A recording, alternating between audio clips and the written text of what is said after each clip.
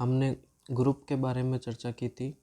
Group क्या होता है, तो ग्रुप के लिए सबसे पहले एक तो सेट होना चाहिए, नॉन एम्प्टी सेट हो और स्टार संक्रिया पर परिभाषित हो। यानी कि सबसे पहले हमने देखा था जी क्या होना चाहिए, नॉन एम्प्टी होना चाहिए, स्टार संक्रिया डिफाइन होनी चाहिए। फिर यहाँ पर जब ये नॉन एम्प्टी हो और ये स्टार संक्रिया डिफाइन हो, डिफाइन का मतलब कोई भी दो एलिमेंट लें और उनके बीच में ऑपरेशन करने पर तीसरा एलिमेंट जो प्राप्त होता है वो उसी सेट में हो, इसको हम कहते हैं क्लोज है या डिफाइन है संक्रिया। फिर G1 प्रॉपर्टी यानी कि एसोसिएटिव नियम होल्ड करना चाहिए, आइडेंटिटी एग्जिस्ट करनी चाहिए G2 प्रॉपर्टी, G3 प्रॉपर्टी यानी इनवर्स एग्जिस्ट करना चाहिए। तो अगर ये तीनों प्रॉपर्टी होल्ड है तो हम कहते हैं जी क्या है, स्टार संक्रिया के लिए ग्रुप है। ये हमने चर्चा की थी। फिर अगर G4 एबिलियन ग्रुप की बात की थी, यानी कॉम्यूटेटिव प्रॉपर्टी अगर उसमें होल्ड होती है तो हम कहते हैं वो एबिलियन ग्रुप है। आज हम देखेंगे एक एग्जांपल। जैसे आपको एक सेट दे रखा है 1 -1 आयटा माइनस का आयटा, ये सेट दे रखा है और आपको गुणा के लिए बताना है कि ये ग्रुप है।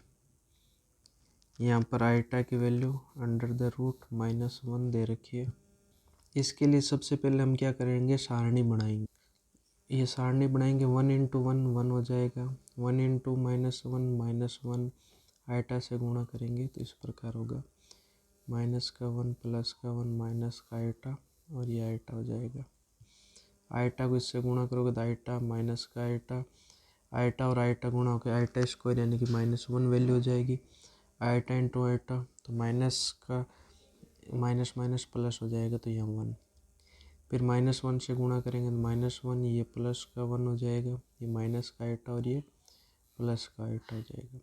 इस प्रकार देखते हैं सभी एलिमेंट को मल्टीपल करने के बाद में उसी सेट के एलिमेंट प्राप्त हो रहे हैं, इसका मतलब क्लोज है। फिर इसको गुणा हमेशा एसोसिएटिव होता है तो G1 प्रॉपर्टी भी होल्ड कर रही है। आइडेंटिटी एलिमेंट ऐसे देखो रो, जिसके वो एलिमेंट देखो जिसके सामने की रो सेम है, तो 1 के सामने देखते हैं तो ये कॉलम में, और यहाँ देखते हैं तो इस रो में सभी एलिमेंट वही प्राप्त हो रहे हैं। इसका मतलब G2 यानी कि आइडेंटिटी एलिमेंट कितना है, 1 है। फिर इन्वर्स एलिमेंट देखने के लिए हम चेक करते हैं कि 1 का इन्वर्स देखना है तो हम देखते हैं कि 1 को यानी कि ऐसा एलिमेंट देखो जिससे मल्टीप्लाई करने पर आइडेंटिटी आ रहा है, तो 1 का 1 से 1 आ रहा है, इसका मतलब 1 का इन्वर्स 1 है। -1 की बात करेंगे तो -1 देखो 1 कहाँ आ रहा है, -1 से मल्टीप्लाई करने पर 1 आ रहा है, मतलब -1 का इन्वर्स भी -1 हो गया। आयटा, तो आयटा के लिए देखो आयटा से किससे मल्टीप्लाई करने पर 1 आ रहा है, तो आयटा को किससे मल्टीप्लाई कर रहे हैं, माइनस, यहाँ पर आयटा को माइनस आयटा से मल्टीप्लाई करने पर 1 आ रहा है, तो यानी कि आयटा का इन्वर्स क्या हो जाएगा, माइनस आयटा हो जाएगा। इसी प्रकार माइनस आयटा का इन्वर्स आयटा हो जाएगा, तो यानी कि सभी एलिमेंटों के इन्वर्स भी एग्जिस्ट है, तो ये गुणा के लिए क्या हो जाएगा, ग्रुप हो जाएगा। एक ये एग्जाम्पल है, इसमें आपको प्रूफ करना है। जैसे ये रेशनल नंबर का सेट है, पॉजिटिव रेशनल नंबर का, और इस प्रकार डिफाइन है यहाँ पर संक्रिया, तो इसको बताना है ये इसमें ग्रुप होगा कि नहीं होगा। तो सबसे पहले क्लोज देखोगे, यानी कि ये रेशनल नंबर लिया ए और बी भी रेशनल नंबर लिया, तो डेफिनेटली इनको मल्टीप्लाई करोगे तो भी रेशनल आएगा, डिवाइड करोगे 2 से तो भी रेशनल आएगा, यानी क्लोज हो जाएगा। और हम जानते हैं ये नॉन एम्प्टी तो होगा ही होगा, क्योंकि रेशनल नंबर का सेट होता है तो इसमें बहुत सारे रेशनल नंबर होंगे, तो नॉन एम्प्टी भी है, क्लोज भी है। तो G1 प्रॉपर्टी एसोसिएटिव देखेंगे, गुणा के लिए एसोसिएटिव होता है, तो एसोसिएटिव प्रॉपर्टी भी होल्ड करेगी।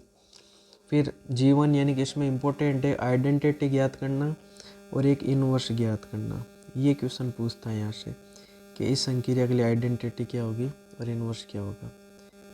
तो यानी कि मैं यहाँ पर एक एलिमेंट ए लूँ, तो यहाँ पर मैं किसके साथ ऑपरेट करूँ कि वही एलिमेंट ए ही प्राप्त हो जाए, तो यहाँ पर मैं बी लिख लेता हूँ। तो जब हम इसको सोल्व करेंगे तो इसके अनुसार तो ये AB/2 होना चाहिए और ये ए के बराबर आना चाहिए, तो यहाँ से बी की वैल्यू कितनी आ जाएगी, बी की वैल्यू 2 आ जाएगी। इसका मतलब आइडेंटिटी एलिमेंट कितना हो गया, 2, यानी कि किसी भी एलिमेंट को 2 के साथ ऑपरेट करोगे तो वही एलिमेंट प्राप्त होगा। तो यहाँ पर आइडेंटिटी क्या हो गई, जिसको मैंने बी से डिनोट किया है, तो ये आइडेंटिटी कितनी होगी, 2 होगी। फिर इन्वर्स एलिमेंट, तो इन्वर्स के लिए क्या होता है कि अगर उसको ऑपरेट करने पर आइडेंटिटी एलिमेंट आए, यहाँ पर आइडेंटिटी एलिमेंट कितना है तो हमने बात की है 2 है, तो इन्वर्स एलिमेंट कितना हो जाएगा, जैसे ए का इन्वर्स ज्ञात करना है तो 4/b, यानी कि इसका इन्वर्स एलिमेंट हो जाएगा। यानी इन्वर्स एलिमेंट क्या होगा, जैसे ए लिया तो इसका इन्वर्स एलिमेंट क्या हो जाएगा, 4/a हो जाएगा। इनको जब यहाँ पर रखेंगे 4/a ये डिवाइड 2, तो इसकी वैल्यू कितनी आएगी, इसकी वैल्यू सोल्व करोगे तो 2 आएगी, जो कि आइडेंटिटी है। इसका मतलब इसका इन्वर्स क्या हो गया, 4/a, ए का इन्वर्स 4/a इन्वर्स हो गया। इसी प्रकार प्रत्येक एलिमेंट का ज्ञात कर सकते हैं। नेक्स्ट क्वेश्चन, इसमें एक सेट दे रखा है एस, जो रियल नंबर में से -1 को हटा के, यानी -1 के अलावा कोई भी इसमें शामिल हो सकता है रियल नंबर, तो -1 के अतिरिक्त सभी वास्तविक संख्याओं का समुच्चय जो एस दे रखा है, इसको सिद्ध बताना है कि ये इस संक्रिया के लिए ग्रुप होगा। ये ओ कोई संक्रिया दे रखी है जो इस प्रकार डिफाइन है, यानी 2 एलिमेंट उनका पहले तो जोड़ फिर गुणा करके जोड़ना, ये इस प्रकार डिफाइन है। इसके लिए आपको ग्रुप बताना है, तो ग्रुप के लिए वहाँ पर तो ग्रुप पूछेगा नहीं, वहाँ पर तो आइडेंटिटी निकालना पूछेगा या इन्वर्स पूछेगा कि इस संक्रिया के लिए ए का इन्वर्स क्या है या आइडेंटिटी क्या है। तो सबसे पहले ग्रुप के लिए हम देखते हैं नॉन एम्प्टी, तो रियल नंबर में से -1 को ही हटाया, इनफाइनाइट संख्याएं शामिल है तो नॉन एम्प्टी है।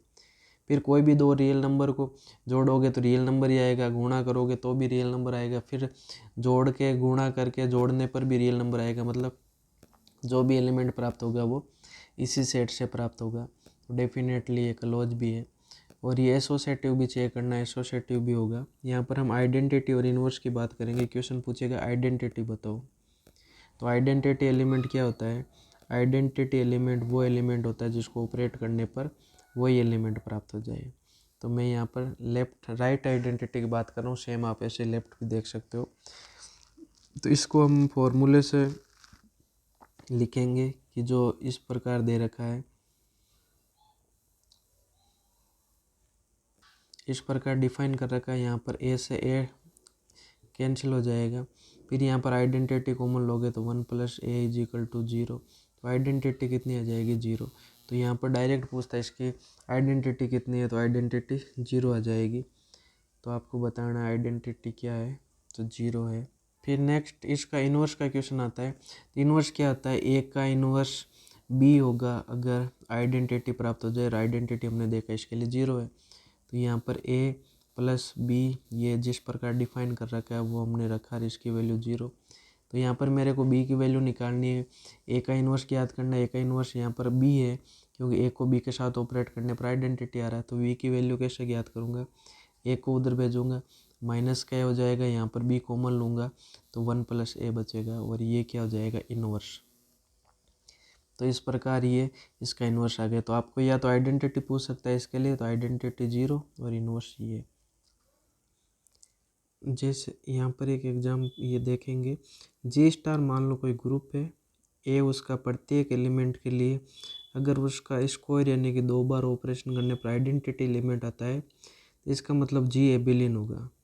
कोई ग्रुप G जिसके लिए अगर ये प्रॉपर्टी A² = E होती है, तो वो ग्रुप कैसा ग्रुप होता है, एबिलियन ग्रुप होता है। ये आपको ध्यान में रखना है। डायरेक्ट आपसे पूछेगा G ग्रुप है और प्रत्येक एलिमेंट के लिए A² = E है, तो G निम्न में से क्या होगा, तो G क्या होगा, एबिलियन ग्रुप होगा।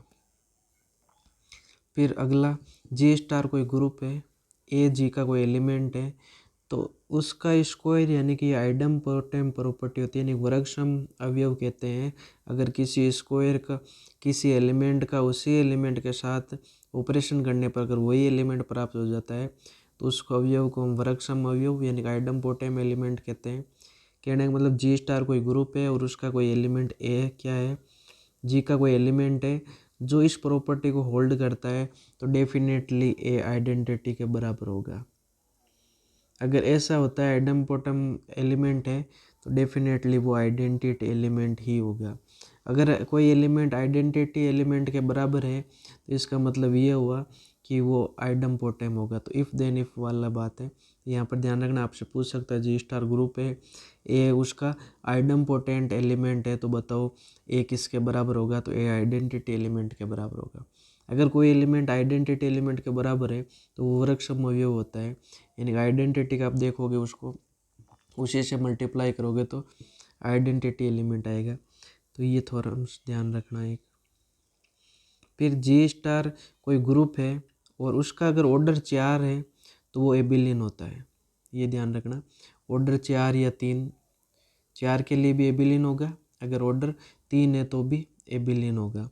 और कल हमने देखा था इसको कि ये तो आइडेंटिटी एलिमेंट था, प्लस के लिए इसको हमने देखा था ग्रुप है। तो सबसे स्मॉलेस्ट ग्रुप कौन सा होता है, सबसे स्मॉलेस्ट ग्रुप यही होता है आइडेंटिटी वाला। अगर उसमें आइडेंटिटी एलिमेंट शामिल हो और सिंगलटन सेट हो तो डेफिनेटली ये ग्रुप होता है। सबसे स्मॉलेस्ट ग्रुप कौन सा है तो आपसे पूछे तो आइडेंटिटी एलिमेंट शामिल करने वाला ग्रुप स्मॉलेस्ट ग्रुप होता है। फिर आपसे पूछेगा कि ये ग्रुप है और ये संक्रिया इस प्रकार डिफाइन है, तो बताओ आइडेंटिटी एलिमेंट क्या होगा।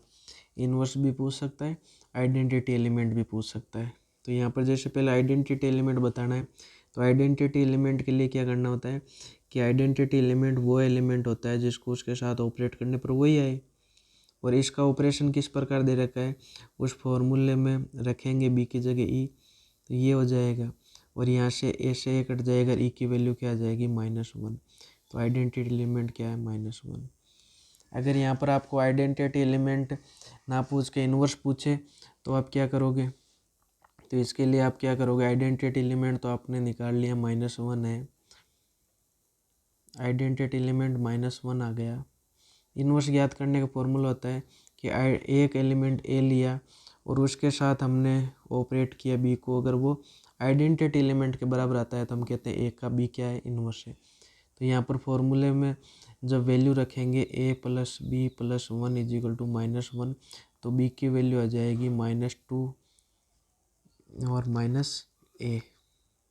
ये उधर गया प्लस का 1 माइनस का 1 -2 हो जाएगा, ए उधर जाएगा तो ये इन्वर्स एलिमेंट आ जाएगा। तो ए का इन्वर्स एलिमेंट क्या हो जाएगा, ए का इन्वर्स एलिमेंट हो जाएगा इस प्रकार, ये इन्वर्स एलिमेंट हो गया उसका।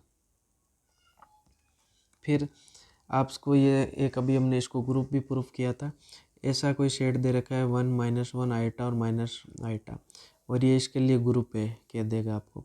फिर पूछेगा ऑर्डर ऑफ आइटा बताओ, तो ऑर्डर क्या होता है, कल हमने देखा था किसी एलिमेंट का ऑर्डर उसको कितनी बार ऑपरेट करें कि आइडेंटिटी एलिमेंट आ जाए। तो इसका आइडेंटिटी एलिमेंट अभी हमने देखा था 1 होता है। और फिर इसको आइटा का हमें निकालना है, तो आइटा को आइटा से मल्टीप्लाई करेंगे तो आइटा स्क्वायर होएगा जिसकी वैल्यू -1 होती है। फिर आइटा को और मल्टीप्लाई करेंगे तो माइनस आइटा आएगा जो भी 1 नहीं है। फिर आइटा को और मल्टीप्लाई करेंगे तो 4 बार मल्टीप्लाई करने पर 1 आ रहा है, यानी कि आइडेंटिटी एलिमेंट पहली बार कब प्राप्त हो रही है, 4 बार ऑपरेट करने पर। तो इसका मतलब इसकी आइडेंटिटी, इसकी ऑर्डर कितना हो गया, 4 हो गया।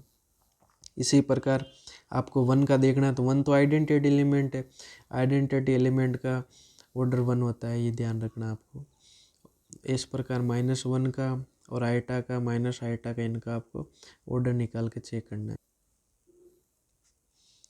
फिर जी स्टार कोई ग्रुप है और उसका ऑर्डर 3 है, order of G is equal to 3। यहाँ पर ध्यान रख, यहाँ पर जी स्टार आपको ग्रुप दे रखा है और यहाँ पर ये एच लिखा हुआ है, ध्यान रखना ये सेम दिख रखा है लेकिन ये एच है। एच और जी कोई एलिमेंट है ग्रुप जी के। जी स्टार ग्रुप दे रखा है और ऑर्डर ऑफ एच दे रखा है 3, ऑर्डर ऑफ जी दे रखा है 4। तो आपको पूछेगा इस टाइप का ऑर्डर बताओ। तो कल हमने ऐसा फॉर्मूला देखा था, इसमें पीछे इन्वर्स मल्टीप्लाई, एक तरफ इन्वर्स मल्टीप्लाई करते हैं एक तरफ ये, इसका ऑर्डर क्या होता है, ऑर्डर ऑफ एच के बराबर होता है। जो ऑर्डर ऑफ एच कितना दे रखा है, 3 दे रखा है, तो इसका आंसर 3 हो जाएगा। अगर यहाँ पर बीच में जी दे रखा होगा, इधर एच इन्वर्स और एच होता है, तो यहाँ पर ऑर्डर ऑफ जी करके 4 कर देते। तो ये आपका इंपॉर्टेंट क्वेश्चन है, तो ध्यान में रखना। कल थ्योरम देखी थी उसका यूज करेंगे इसमें डायरेक्ट, और आंसर आ जाएगा आपका, इसका ऑर्डर 3 आ जाएगा। जी स्टार कोई ग्रुप है, ये दे रखा है जी स्टार ग्रुप है, जी स्टार संक्रिया के लिए ग्रुप है। इसमें एक एलिमेंट आइडेंटिटी एलिमेंट ई डिनोट कर रखा है। ये कह रहा है कि तत्समक अवयव ऐसा, तत्समक अवयवी होगा जिसको आइडम्पोटेम। अभी हमने पहले थ्योरम देखी थी कि ए स्क्वायर इज इक्वल टू ई है तो डेफिनेटली ए बराबर ई होगा, और ए बराबर ई है तो ए स्क्वायर इज इक्वल टू ई होगा। सेम वही बात यहाँ है कि ग्रुप में आइडेंटिटी एलिमेंट ही वर्गसम अवयव होता है, ये ध्यान रखना। ओनली फॉर तत्समक अवयव ही क्या होता है, वर्गसम अवयव होता है। जो हमने थ्योरम देखी थी स्टेटमेंट वही, ये उसी थ्योरम का एक ही जगह ई लिख दिया और कोई नया बात नहीं है यहाँ पर। फिर एवरी ग्रुप जिसका यानी प्रत्येक ग्रुप जिसका ऑर्डर कितना हो 3 हो तो डेफिनेटली वो एबिलियन ग्रुप होता है। तो 3 के लिए भी कह सकता है, 4 के लिए भी, ये दोनों 3 और 4 के लिए क्या होते हैं, एबिलियन ग्रुप होते हैं, आपको ध्यान में रखना है। फिर सब ग्रुप देखेंगे कि सब ग्रुप क्या होता है। सबसे पहले सब ग्रुप की डेफिनेशन देखेंगे। मान लो जी स्टार संक्रिया के लिए क्या है, ग्रुप है, ये इसके लिए ग्रुप है। तो एच एक तो इसका क्या होना चाहिए, सबसेट होना चाहिए, और वही नॉन एम्प्टी सबसेट होना चाहिए। कैसा, नॉन एम्प्टी सबसेट होना चाहिए। अगर ये नॉन एम्प्टी सबसेट है और इसी जो यहाँ पर स्टार संक्रिया है तो ये स्टार संक्रिया के लिए ग्रुप की अगर सभी प्रॉपर्टियों को होल्ड कर दे, नॉन एम्प्टी तो है ही है, फिर अगर ये क्लोज भी हो जाए जी, वहाँ पर जैसे ग्रुप 1 की एसोसिएटिव प्रॉपर्टी देखी थी उसको भी होल्ड हो जाए, आइडेंटिटी भी इसमें एग्जिस्ट कर जाए, और जो एच के एलिमेंट है उनका इन्वर्स भी एग्जिस्ट कर जाए, तो हम कहेंगे ये एच स्टार संक्रिया के लिए क्या होगा, इसके लिए ग्रुप होगा। लेकिन ये इसका सबसेट है, इसलिए इसका जी का हम इसको क्या कह देंगे, एच को, कि इसका ये सब ग्रुप है। तो सब ग्रुप की डेफिनेशन क्या होती है, ग्रुप जी कोई स्टार संक्रिया के लिए अगर ग्रुप है तो जी का कोई नॉन एम्प्टी सबसेट, कैसा, नॉन एम्प्टी सबसेट जो ग्रुप की सभी प्रॉपर्टियों को उसी संक्रिया के लिए, ध्यान रखना यहाँ पर संक्रिया चेंज नहीं होनी चाहिए, ये स्टार संक्रिया है तो स्टार संक्रिया के लिए अगर वो ग्रुप की प्रॉपर्टियों को होल्ड करता है, यानी कि वो प्रॉपर्टी उसी में भी सेटिस्फाई होती है, तो डेफिनेटली वो एच जो हमने सबसेट बात की थी ये उसका ग्रुप होगा, यानी सब ग्रुप होगा, ये ध्यान रखना। तो सब ग्रुप की डेफिनेशन ये ध्यान रखनी है। फिर सब ग्रुप प्रूफ करने के लिए हम पूरी G1 G2 G3 प्रॉपर्टियों को नहीं देखते हैं, इसके लिए आपको एक थ्योरम का स्टेटमेंट ध्यान में रखना होता है। यहाँ पर हम देखेंगे जी स्टार ग्रुप है तो इसके दो डेफिनेटली हमेशा सब ग्रुप होंगे। एक तो जी, क्योंकि जी ग्रुप है तो डेफिनेटली जी उसका सबसेट तो होगा ही होगा, और ये उस संक्रिया के लिए ग्रुप तो होगा ही होगा। एक आइडेंटिटी एलिमेंट हमने देखा था सबसे स्मॉलेस्ट सब ग्रुप होता है, तो ये संक्रिया के लिए ग्रुप होगा ही होगा। इनको हम कहते हैं, जो इनके सब ग्रुप हैं ये दो तो परमानेंट हमेशा सब ग्रुप के ये तो होंगे ही होंगे सब ग्रुप, तो इनको हम इम्प्रॉपर सब ग्रुप कहते हैं। तो उस संयम सेट को और एक आइडेंटिटी एलिमेंट वाले को, इनको क्या कहते हैं, इम्प्रॉपर सब ग्रुप। तो इम्प्रॉपर सब ग्रुप क्या होता है ये ध्यान रखना। तो जी और आइडेंटिटी ये उस सेट के लिए हमेशा ग्रुप होंगे और उसके सब सेट भी होंगे, तो ये क्या कहलाते हैं, इम्प्रॉपर सब ग्रुप कहलाते हैं। और इनके अलावा जो भी सब ग्रुप होंगे जी स्टार संक्रिया के लिए वो सब प्रॉपर सब ग्रुप कहलाएंगे। इसके एग्जाम्पल देखते हैं। जैसे हमने आर प्लस को देखा था, ये ग्रुप है, यानी कि रियल नंबर का सेट प्लस ऑपरेशन के लिए क्या होता है, ग्रुप होता है। और इसके रियल नंबर का हमने देखा था रेशनल नंबर सब ग्रुप सब सेट होता है, तो ये इस संक्रिया के लिए ग्रुप भी होगा। तो डेफिनेटली ये इसका क्यू क्या हो जाएगा, रियल नंबर का रेशनल नंबर का सेट सब ग्रुप होता है। यहाँ पर ये हमने ग्रुप प्रूफ किया था कि ये सेट इस गुणा संक्रिया के लिए क्या है, ग्रुप है। और हम यहाँ पर नीचे वाला ये देखते हैं, ये इसका क्या है, सब ग्रुप, ये सब सेट है, और ये भी इस गुणा संक्रिया के लिए ग्रुप हो जाएगा। तो डेफिनेटली ये इसका क्या हो गया, सब ग्रुप। तो सब ग्रुप समझ में आया होगा क्या होता है, ये हम पहले प्रूफ कर चुके हैं ग्रुप के चैप्टर में कि ये ग्रुप होता है, इसी को आप ग्रुप प्रूफ कर सकते हो। अब देखो दोनों की संक्रिया सेम है और ये इसका सबसेट है, तो सबसेट है तो ये इसका सब ग्रुप हो जाएगा। अगर इस संक्रिया के लिए ग्रुप है तो ये इस संक्रिया के लिए ग्रुप होता है, तो ये इसका सब ग्रुप हो गया। फिर ग्रुप के कुछ सब ग्रुप की कुछ प्रॉपर्टियाँ होती है जो हमें ध्यान में रखनी है कि जी स्टार क्या है, एक कोई ग्रुप है, जी सेट है, जी ग्रुप है स्टार संक्रिया के लिए, तो यहाँ पर एच इसका क्या है, नॉन एम्प्टी सबसेट, और एच स्टार क्या है, स्टार यानी किसी संक्रिया के लिए क्या सब ग्रुप है, सब ग्रुप ऑफ जी। तो अगर ये इसका सब ग्रुप है तो यहाँ पर कुछ प्रॉपर्टी आपको ध्यान में रखनी है, जो थ्योरम्स है जिनको आप प्रूफ भी कर सकते हो और इनको डायरेक्ट भी आपको याद रखना है कि जो H होगा ये सब ग्रुप है, सब ग्रुप का आइडेंटिटी एलिमेंट तत्समक अवयव वही होगा जो G का आइडेंटिटी है, ये ध्यान रखना। तो ये आइडेंटिटी इसकी कोई अलग से आइडेंटिटी नहीं होगी, संक्रिया के लिए तो आइडेंटिटी सेम होगी और इसको सब ग्रुप का है तो डेफिनेटली ये आइडेंटिटी इसमें भी एग्जिस्ट करेगी और ये वही आइडेंटिटी होगी जो जी की। इसको प्रूफ करने के लिए आप क्या कर सकते हो, अलग अलग आइडेंटिटी मान के आप प्रूफ कर सकते हो कि नहीं ये दोनों सेम ही होगा, तो आइडेंटिटी वही होगी। फिर दूसरा ये ध्यान रखना है, कोई एलिमेंट ए एच का सब ग्रुप का एलिमेंट है तो इसका इन्वर्स एच में ए इन्वर्स है तो डेफिनेटली इसका इन्वर्स जी में भी वही होगा, जी में भी कोई चेंज नहीं होने वाला है। और तीसरी प्रॉपर्टी आपको ध्यान में रखनी है कि कोई एलिमेंट ए एच का सब ग्रुप का एलिमेंट है और उसका ऑर्डर जितना एच में होगा वही ऑर्डर जी में होगा, तो ऑर्डर भी वही रहने वाला है, तो इनमें कोई परिवर्तन नहीं होता। इनको प्रूफ भी कर सकते हो आप, बाकी इनका प्रूफ भी देख लेंगे बाद में। आपको कंपटीशन एग्ज़ाम में ये ध्यान में रखना होता है कि ऑर्डर ऑफ जो सब ग्रुप के एक एलिमेंट का ऑर्डर वही होता है जो ग्रुप में होता है, आइडेंटिटी भी वही होती है सब ग्रुप की जो ग्रुप की होती है, और किसी एलिमेंट का इन्वर्स भी वही होता है जो ग्रुप जी में होता है, जो सब ग्रुप का एलिमेंट है सेम होता है। फिर एक इम्पोर्टेंट थ्योरम है जो आपको ध्यान में रखनी है, कहीं पर भी सब ग्रुप प्रूफ करने के लिए हम इसी का यूज करेंगे कि जी स्टार क्या है, ग्रुप दे रखा है आपको कि जी स्टार ग्रुप है, एच स्टार यानी कि एच नॉन एम्प्टी सबसेट है, एक तो नॉन एम्प्टी है और एक इसका सबसेट है, तो ये एच स्टार जी स्टार का सब ग्रुप होगा। ये इसका सब ग्रुप कब कहलाएगा, ये सब ग्रुप होगा यदि और यदि केवल, यानी कि अगर ये सब ग्रुप है तो ए कोई बी इनवर्स एच में एग्जिस्ट करेंगे। यहाँ पर ए और बी एच के एलिमेंट है, ये ध्यान रखना, ए और बी एच के एलिमेंट है और इनका यानी कि एक एलिमेंट का इनवर्स उसको मल्टीप्लाई करने के बाद में यानी कि वही संक्रिया ऑपरेशन करने के बाद में उसी में एग्जिस्ट करेगा। अगर ये सब ग्रुप होता है तो ये प्रॉपर्टी होल्ड होगी, और अगर ऐसी प्रॉपर्टी होल्ड होती है तो हम कहेंगे वो क्या होगा, उसका सब ग्रुप होगा। तो ये इफ़ देन इफ़ वाली थ्योरम है जिसको ये स्टेटमेंट ध्यान में रखना, ये स्टेटमेंट इम्पोर्टेंट है। कहीं पर भी किसी को सब ग्रुप प्रूफ करना होगा तो हम इसी थ्योरम का ये स्टेटमेंट काम में ले लेंगे।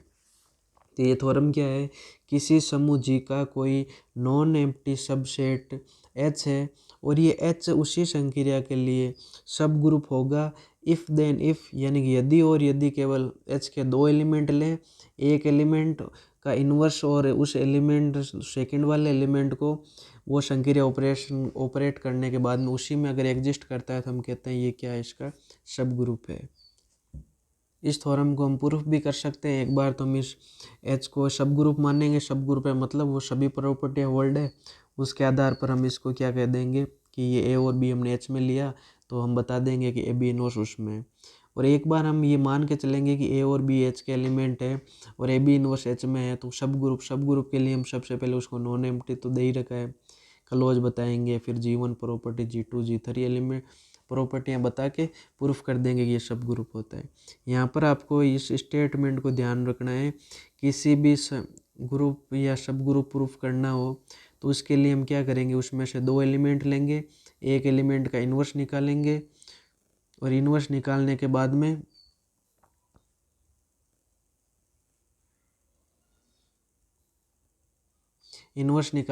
क्या करेंगे, उसको मल्टीप्लाई करेंगे, यानी कि ऑपरेशन करने के बाद में जो भी रिजल्ट प्राप्त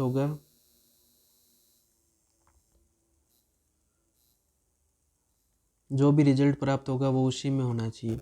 यानी कि हमें सब ग्रुप प्रूफ करना होगा, जब भी किसी को सब ग्रुप प्रूफ करना होगा हम दो एलिमेंट लेंगे, एक एलिमेंट का इन्वर्स निकालेंगे और दूसरे के एलिमेंट के साथ उसके फर्स्ट वाले एलिमेंट के साथ दूसरे का इन्वर्स को ऑपरेट करने पर अगर वो उसी में प्राप्त हो जाता है तो हम कहेंगे सब ग्रुप है।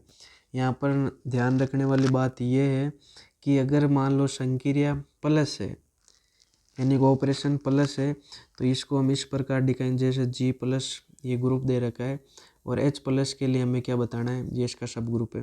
तो हम 2 एलिमेंट लेंगे H के, और यहाँ पर हमें जानते हैं कि इन्वर्स क्या होता है प्लस के लिए, माइनस बी का इन्वर्स ज्ञात करेंगे तो माइनस बी होगा, और माइनस बी को इसके साथ ऑपरेट करेंगे, और तो ये बताना होगा कि ए माइनस बी क्या है, इसका एलिमेंट है। तो यहाँ पर भी ये इन्वर्स का ही काम कर रहा है, यहाँ प्लस ऑपरेशन है तो प्लस और माइनस हो जाता है। तो इस प्रकार हमें कहीं प्लस संक्रिया के लिए किसी को सब ग्रुप बताना होगा तो हम 2 एलिमेंट लेंगे, और एक एलिमेंट का इन्वर्स यानी कि माइनस बी उसके साथ ऑपरेट करने के बाद में अगर उसी में प्राप्त हो जाता है तो हम कहते हैं वो क्या है, सब ग्रुप है। फिर यहाँ पर ये तो देखो, जो भी हमने थ्योरम की चर्चा की है ये सब जगह लागू होता है, चाहे सेट फाइनाइट हो चाहे इनफाइनाइट हो। लेकिन पर्टिकुलर कभी आपसे ऐसा पूछ ले कि कोई जी स्टार संक्रिया के लिए कोई फाइनाइट, ये कैसा है, फाइनाइट ग्रुप है। यहाँ पर ध्यान रखना जी स्टार क्या है, जी स्टार आपको ग्रुप दे रखा है, और एच स्टार इसका फाइनाइट सब ग्रुप। ये एच क्या है, फाइनाइट सबसेट है। फाइनाइट सबसेट के लिए हम क्या देखेंगे कि अगर ये सेट जो सबसेट है ये कैसा है, फाइनाइट है, तो इसके लिए अगर हमें सब ग्रुप प्रूफ करना है तो वैसे भी प्रूफ कर सकते हैं, और इसको ऐसे भी प्रूफ कर सकते हैं कि ए और बी 2 एलिमेंट लिए और हमने केवल इतना बता दिया ये क्लोज प्रॉपर्टी को सेटिस्फाई कर रहा है। यहाँ पर इन्वर्स की जरूरत नहीं होती है, केवल क्लोज प्रॉपर्टी से हम प्रूफ कर सकते हैं कि ये क्या है, सब ग्रुप है। तो यहाँ पर अगर फाइनाइट सबसेट की बात हो रही हो तब ये फॉर्मूला लगा सकते हो। बाकी इन्वर्स वाला जो हमने पहले बात की थी वो फाइनाइट इनफाइनाइट सब पर लागू होता है, और हम उसी का यूज़ करते हुए कहीं पर भी देखना होगा सब ग्रुप है या नहीं है तो उसी का यूज़ करेंगे। फिर कुछ थ्योरम और देखेंगे। जी यहाँ पे एक थ्योरम इम्पोर्टेंट है जो आपको ध्यान में रखनी है कि जी स्टार संक्रिया के लिए ग्रुप है, H1 और H2 इसके 2 सब ग्रुप है, H1 और H2 उसी संक्रिया के लिए सब ग्रुप है। तो इनका इंटरसेक्शन H1 और H2 का इंटरसेक्शन उसी संक्रिया के लिए सब ग्रुप होगा। यहाँ पर ध्यान रखना क्या है कि जी स्टार तो ग्रुप दे रखा है और H1 और H2 दोनों सब ग्रुप है, तो इनका इंटरसेक्शन भी इसी संक्रिया के लिए सब ग्रुप होगा। यहाँ पर इंटरसेक्शन तो सब ग्रुप होता है, लेकिन ध्यान रखना अगर इनका यूनियन उसी संक्रिया के लिए सब ग्रुप होगा या नहीं होगा, इसकी बात करें तो इनका यूनियन सब ग्रुप तभी होगा जब H1 यानी कि एक दूसरे में कंटेन करे, या तो H1 H2 में कंटेन करे या H2 H1 में कंटेन करे। कंटेन का मतलब पूरा का पूरा सेट उसी का सबसेट हो तो ही हो सकता है, और अगर ऐसा होता है तो उनका यूनियन भी क्या होगा, सब ग्रुप होगा। तो ये ध्यान रखना, यूनियन के लिए ये पूछ लेता है इनका यूनियन सब ग्रुप कब होगा, तो डेफिनेटली ये या तो H1 H2 में कंटेन करे या H2 H1 में, दोनों में से कोई एक शर्त लागू हो तो हम कहते हैं कि उनका यूनियन भी सब ग्रुप होगा। फिर एक ये थ्योरम, ये स्टेटमेंट ध्यान में रखना, जी स्टार कोई ग्रुप है, ए उसका कोई एलिमेंट, जी का कोई एलिमेंट है ए, तो नॉर्मलाइजर ग्रुप की डेफिनेशन पता होनी चाहिए। नॉर्मलाइजर ग्रुप होता है तो वो क्या होता है, नॉर्मलाइजर सेट क्या होता है, तो जी के उन एलिमेंटों का समुच्चय होता है जो इस ए के साथ क्या कर रहा है, ए के साथ कॉम्यूटेटिव हो यानी कि क्रम विनिमय हो, उन एलिमेंटों का समुच्चय को हम नॉर्मलाइजर यानी परसामान्यक उपसमूह कहते हैं। ये जो है एन है, इसको एन ऑफ ए से डिनोट करते हैं। ए का मतलब ए के साथ कॉम्यूट हो रहे हैं जी के एलिमेंट, उन एलिमेंटों को इसमें शामिल किया जाता है, और ये जो सेट है ये इसका सब ग्रुप होता है, किसका, जी का।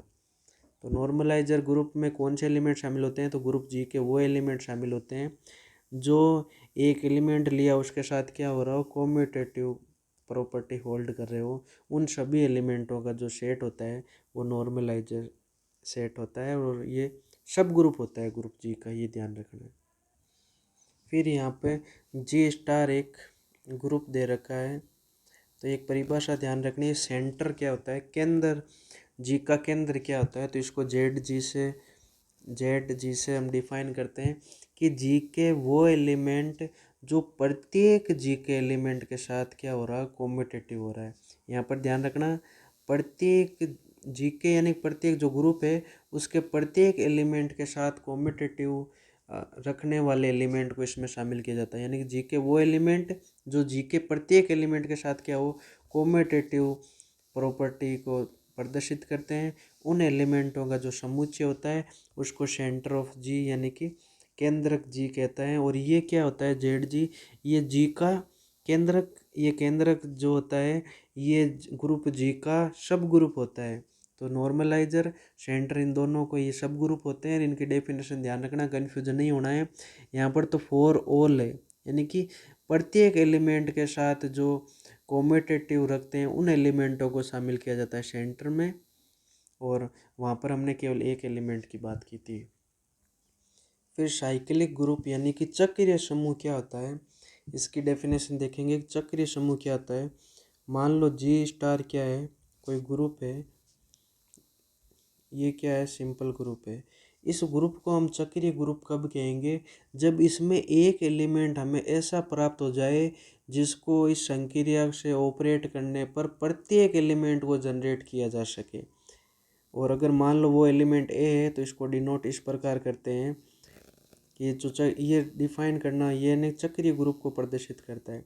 यानी कि उसमें एक एलिमेंट ऐसा प्राप्त हो जाए हमें जिसको हम बार बार ऑपरेट करके प्रत्येक एलिमेंट को क्या कर सके जनरेट कर सके, यानी कि उसको हम जनरेटर कहते हैं। तो अगर ऐसा कोई एलिमेंट किसी ग्रुप के लिए प्राप्त हो जाता है तो उस ग्रुप को तो हम कहते हैं चक्रीय ग्रुप और उस एलिमेंट को कहते हैं जनरेटर। और वो प्रत्येक एलिमेंट यानी कि जिस उस ग्रुप का प्रत्येक एलिमेंट उसी का कुछ ना कुछ पावर से जनरेट हो जाएगा। इसका एग्जाम्पल देखते हैं।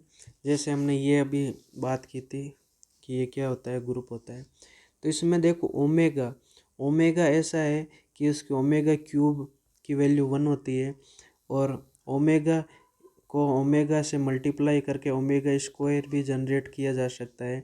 और ओमेगा ओमेगा तो खुद के बराबर होता है। तो ये ओमेगा क्या है, इसका जनरेटर हो गया। यानी कि ओमेगा की हम पावर में यानी कि ओमेगा को बार बार ऑपरेट करके 1 को भी लिख सके, 3 बार ऑपरेट करके ओमेगा स्क्वायर को भी ओमेगा के पावर में लिखा जा सकता है। और जो ये ओमेगा है ये तो सेम है ही है। तो ओमेगा क्या हो गया जनरेटर हो गया। तो अगर ऐसा एक भी एलिमेंट मिल जाता है तो हम कहते हैं वो जो ग्रुप है वो कैसा ग्रुप है, वो चक्रीय ग्रुप है, साइक्लिक ग्रुप है। इसी प्रकार देखो इसमें एक ओमेगा स्क्वायर भी इसका जनरेटर होगा, क्योंकि इसकी पावर ओमेगा स्क्वायर की पावर आप इसकी 3 लगाओगे तो 6 की वैल्यू 1 हो जाएगी, तो 1 को भी लिखा जा सकता है। और ओमेगा को भी ओमेगा स्क्वायर के रूप में लिखा जा सकता है। तो ये इसके जनरेटर हैं।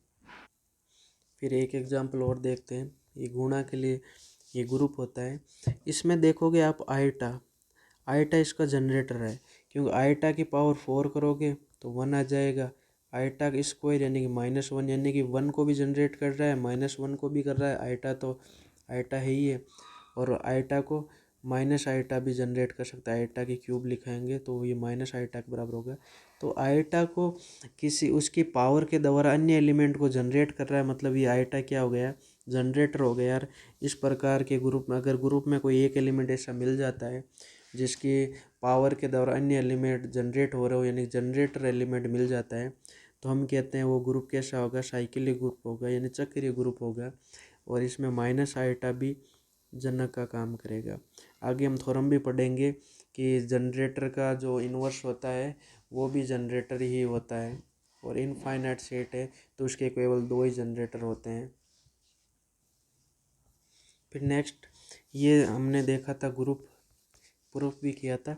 इसमें देखो 1 ऐसा एलिमेंट है जो प्रत्येक को जनरेट करेगा। जैसे 1 को 4 बार ऑपरेट करने पर 0 आ जाएगा। और 1 को 1 तो है ही है। 2 यानी कि इसको 2 बार ऑपरेट करने पर 2 आ जाएगा, 3 बार ऑपरेट करने पर 3 आ जाएगा। तो ये इसका जनरेटर हो गया। इसी प्रकार इसका इन्वर्स जो 3 होता है ये भी इसका जनरेटर हो जाएगा। तो अगर किसी एलिमेंट किसी ग्रुप का अगर एक जनरेटर अगर हमें प्राप्त हो जाता है तो वो ग्रुप साइक्लिक ग्रुप होता है। फिर हमें कुछ थ्योरम्स को ध्यान रखना है कि every cyclic group is every एबिलियन, यानी कि कोई ग्रुप ये जी स्टार कैसा ग्रुप है। अब साइक्लिक ग्रुप की बात करेंगे कि ये साइक्लिक ग्रुप है तो डेफिनेटली ये एबिलियन होगा। ये एक थ्योरम है जो आपको ध्यान में रखनी है, इसको प्रूफ भी कर सकते हो। तो यहाँ पर आपको ध्यान में क्या रखना है कि जी स्टार कोई साइक्लिक ग्रुप है तो डेफिनेटली वो एबिलियन होगा। साइक्लिक ग्रुप है तो वो डेफिनेटली एबिलिन होगा। लेकिन ये आवश्यक नहीं है कि एबिलिन ग्रुप साइक्लिक ग्रुप होना ज़रूरी नहीं है, ये ध्यान रखना कि साइक्लिक ग्रुप तो एबिलिन होता है, लेकिन एबिलिन ग्रुप ज़रूरी नहीं है वो साइक्लिक हो सकता है, लेकिन हमेशा साइक्लिक ग्रुप हो ज़रूरी नहीं है। इसको हम एक एग्जांपल के द्वारा देखते हैं। जैसे आर प्लस, ये एबिलिन तो है, एबिलिन ग्रुप तो है, लेकिन ये साइक्लिक ग्रुप नहीं है। तो ये एग्जाम्पल ऐसा प्राप्त हो गया जो एबिलिन है लेकिन साइक्लिक ग्रुप नहीं है। तो हमें ध्यान रखना है साइक्लिक ग्रुप होगा तो 100% एबिलिन होगा, लेकिन एबिलियन ग्रुप होना साइक्लिक ग्रुप होना ज़रूरी नहीं है। एबिलियन हो सकता है, साइक्लिक हो सकता है नहीं हो। तो ये ध्यान रखना इम्पोर्टेंट एग्जाम्पल है। फिर नेक्स्ट थ्योरम कि जी स्टार कोई साइक्लिक ग्रुप है और उसका ए क्या है, जनरेटर है। इसको इस प्रकार लिखते हैं ग्रुप जी को, जो जनरेटर होता है इसको बड़े ब्रैकेट में लिखते हैं। तो ये अगर ए उसका जनरेटर है तो उसका इन्वर्स भी क्या होगा, जनक होगा, जनरेटर होगा। यानी ए से अगर जनरेट हो रहा है तो ए इन्वर्स भी उसको जनरेट कर सकता है और करता है, और ए इन्वर्स भी क्या होगा, जनक होगा। तो आपको ध्यान रखना है साइक्लिक ग्रुप में क्या होता है, जनक का इन्वर्स भी जनक होता है। तो ये इम्पोर्टेंट थ्योरम है।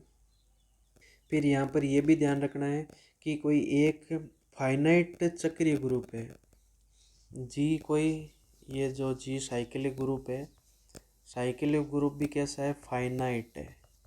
फाइनाइट के लिए ध्यान रखना है एक का ऑर्डर और उसके इन्वर्स का ऑर्डर और उसके ग्रुप जी का ऑर्डर सेम होगा। यानी कि ऑर्डर ऑफ ए और ऑर्डर ऑफ जी बराबर होगा। हम इन्वर्स तो पहले भी देख चुके हैं कि किसी एलिमेंट का और उसके इन्वर्स के एलिमेंट का ऑर्डर सेम होता है, ये तो पहले ही देख चुके हैं थोड़ा। यहाँ पर नई चीज़ क्या मिली कि जो अगर फाइनाइट साइक्लिक ग्रुप है तो उसका जनक का ऑर्डर और ग्रुप का ऑर्डर सेम होगा। ये ध्यान रख लेना कि फाइनाइट साइक्लिक ग्रुप का जनरेटर होता है, उसका ऑर्डर और ग्रुप का ऑर्डर सेम होता है। फिर यहाँ पर एक थ्योरम्स है जो ध्यान में रखनी है कि कोई परिमित चक्रीय कोई एन कोटि का परिमित ग्रुप है, यानी कि जी स्टार कोई ग्रुप है और इसका ऑर्डर क्या है, फाइनाइट है, यानी कोई फाइनाइट नंबर है। तो अगर इसका ऑर्डर क्या है, फाइनाइट है, तो ये साइक्लिक ग्रुप होगा।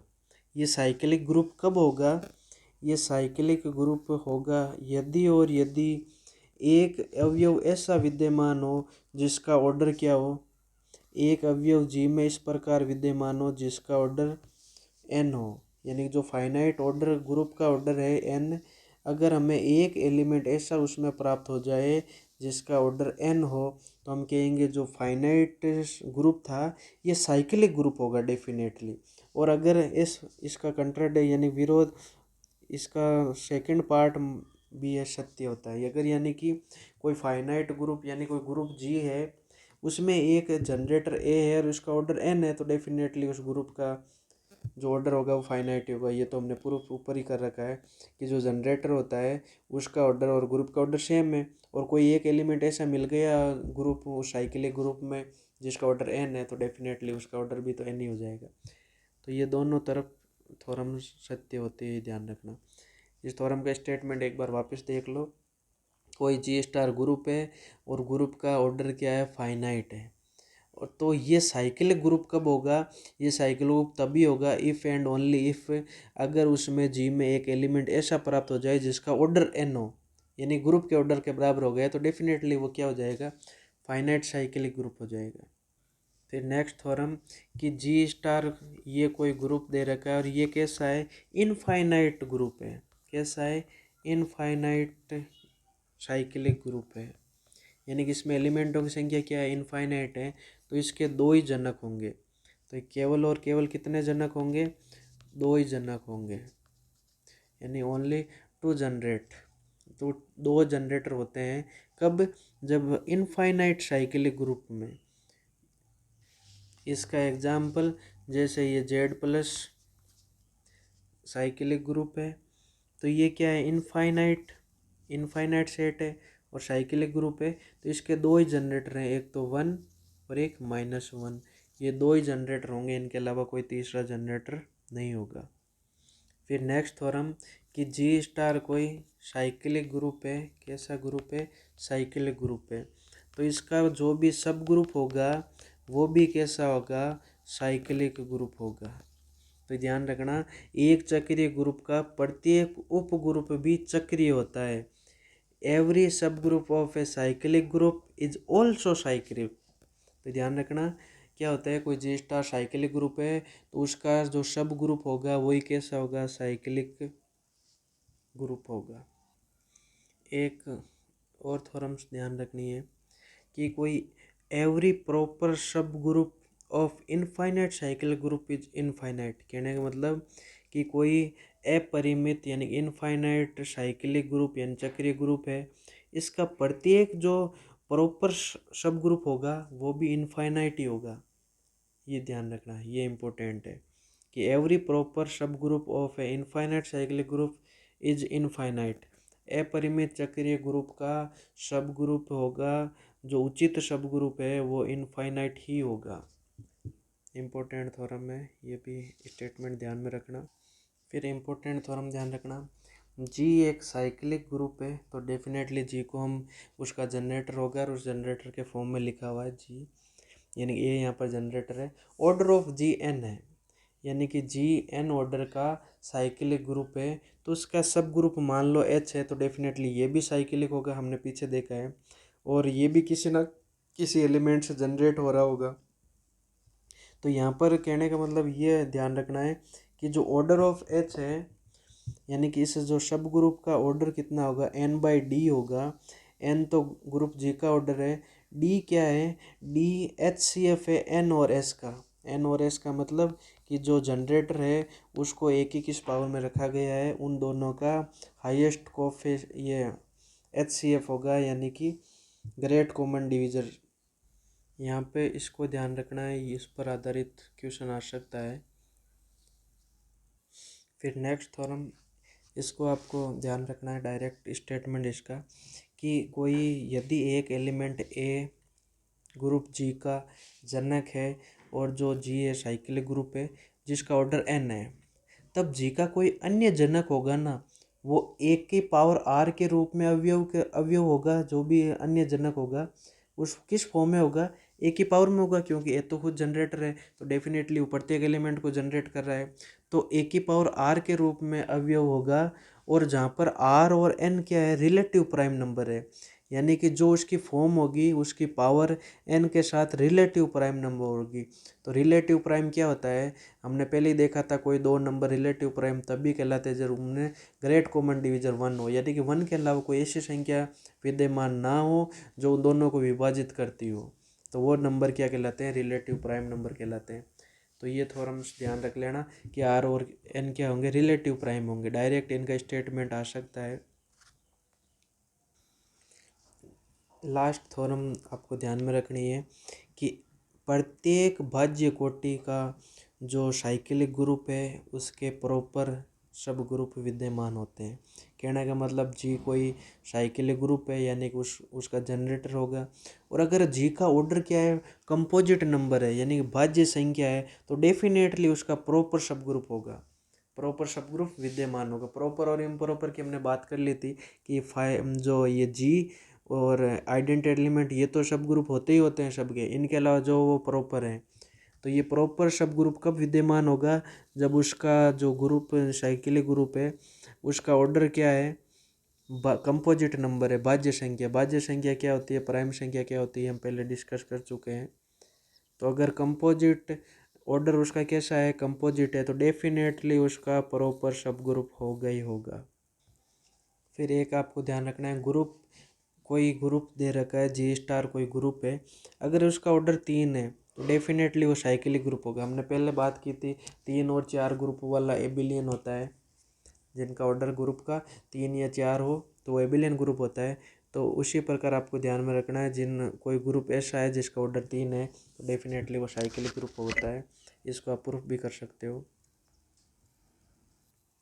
यहाँ पर एक क्वेश्चन दे रखा है, ये जी दे रखा है ये ऑपरेशन इसके लिए साइक्लिक ग्रुप है तो आपको पूछेगा इसका जनरेटर बताओ। तो आपको इस प्रकार के क्वेश्चन में कुछ नहीं करना है, सभी एलिमेंट का क्या करना, ऑर्डर ज्ञात करना। और ऑर्डर ज्ञात करने पर जिसका ऑर्डर ग्रुप के ऑर्डर के बराबर आ रहा हो वो क्या हो जाएंगे, जनरेटर हो जाएंगे। ये हमने परिभाषा देखी थी, तो उसका हम यूज करते हुए देख लेंगे किनका ऑर्डर ग्रुप के ऑर्डर के बराबर है।